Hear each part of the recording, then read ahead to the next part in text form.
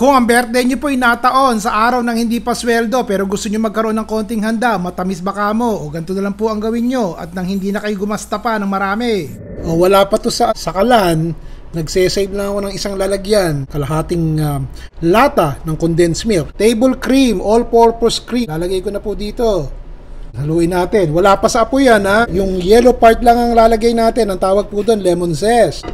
Kita nyo yun? Take po tayo ng konting asin. Gagamitin na natin tong gelatin. 1 tablespoon po ng gelatin ang ilalagay natin. Lagay natin dyan. Halo.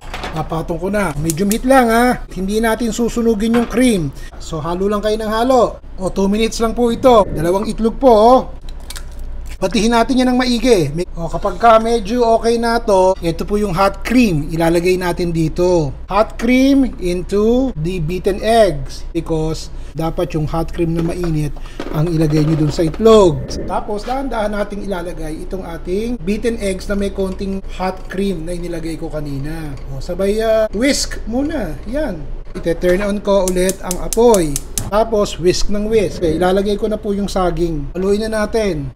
Ito po ay gulaman, kalahating lata kasi ginamit ko yung kalahati nung isang beses eh.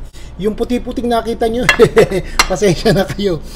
Ipinatong ko ito kaya nagkaroon ng puti-puti yung gulaman. Dahan-dahan, malamig na yung cream. Halo lang ng konti. Sprayan ko lang ng cooking spray. Kung wala, melted butter. Handed ako pero ang ginagamit kong pang kalao, kaliwa kasi nakaharap sa camera.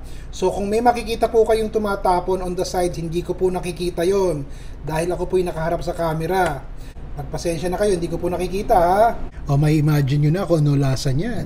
Papalamigin natin yan, di ba? May gelatin. Okay, eto na. Buo na eh. Ha? Pinalamig ko at solid na. Yo, hiwain na natin. Check this out, everybody! Diba?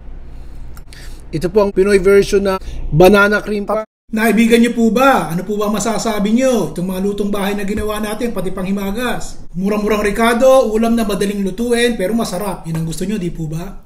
Bukas, iba naman. Ron Bilaro po!